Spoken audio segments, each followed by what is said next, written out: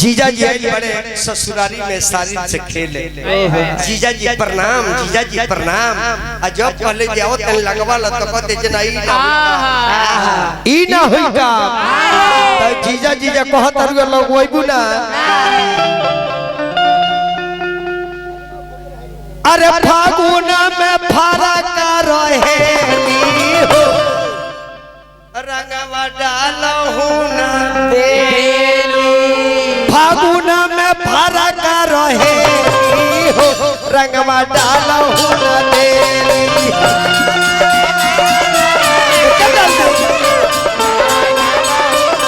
फागुन में फरक रहेली हो रंगवा डालहु ना देली।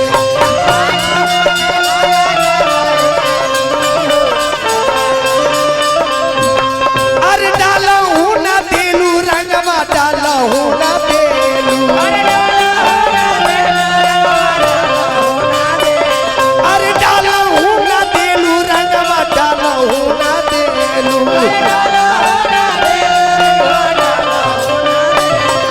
जीजा जीजा झूठा हूँ कहेलू रंगवा डालहु ना देलू।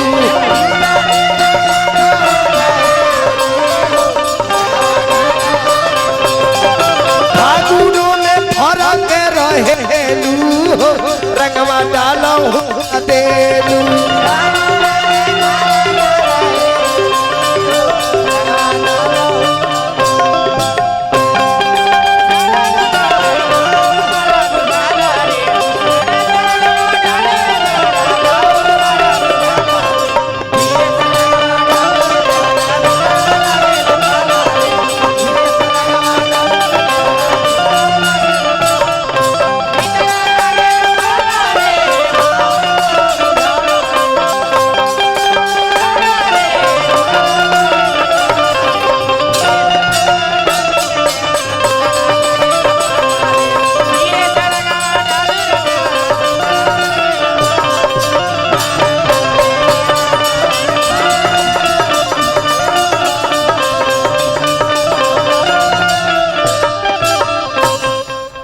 जीजा जी कहत के ए सारी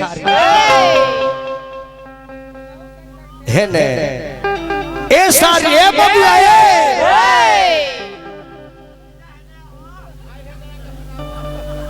हेलो बाबा बाबा फगुआ में झूठ। अरे फगुआ में झूठ देखो ए कानाले हो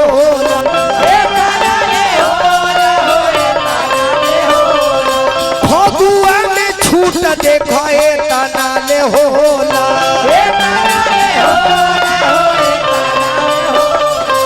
सारिन के जीजा के आधा में होला।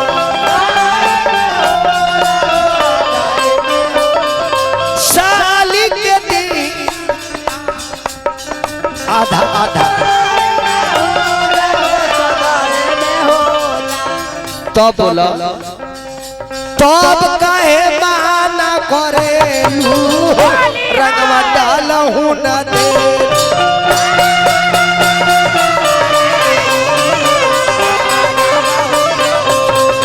जीजा जीजा झूठा हूँ कहेलू रंगवा डालहु ना देलू।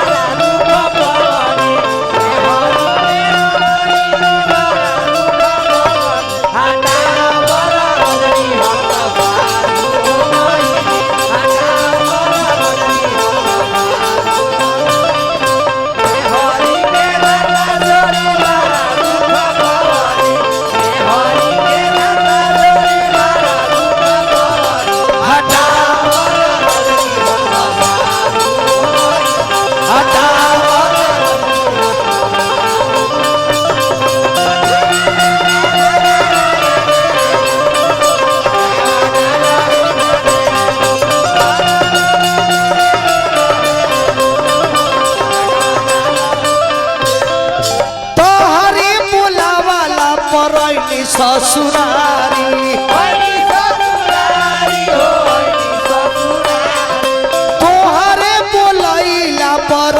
ससुरारी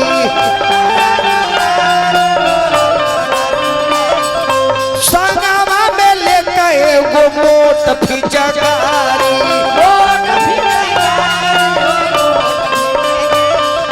संगवा में लेके वही मोट फिचकारी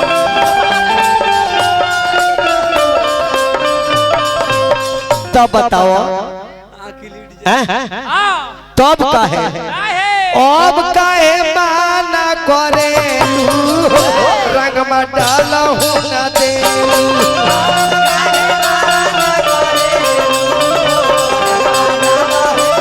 तब कहे माना करे रंग में डालहु न दे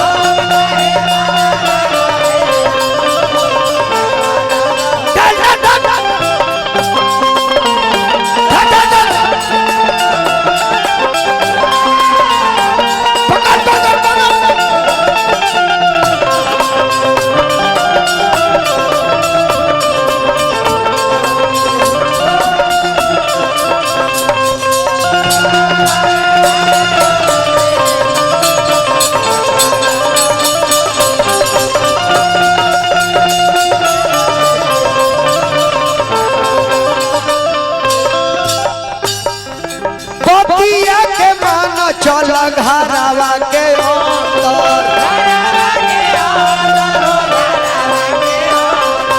पोतिया के मन चल घरवा के अंदर पानी सा लगैया रंगमा सारा मा सतेंदर पानी सही रंगवा लगई है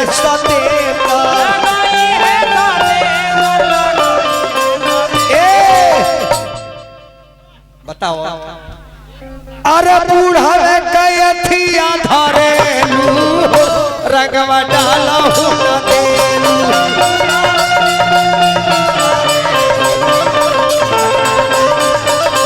बूढ़ावा के बूढ़ावा धरेलू रंगवा डालहु न देलू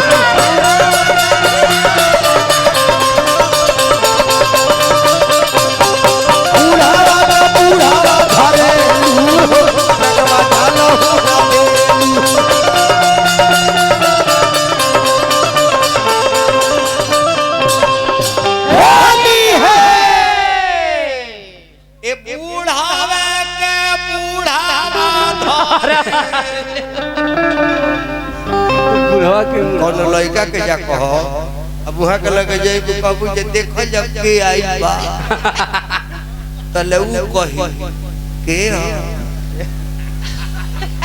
1.5 घंटा लागी ओकरा के जगावे में आ जाग जाए तो ओकरा के पोहलावे में 2.5 घंटा देखो तो आई बड़ी नैना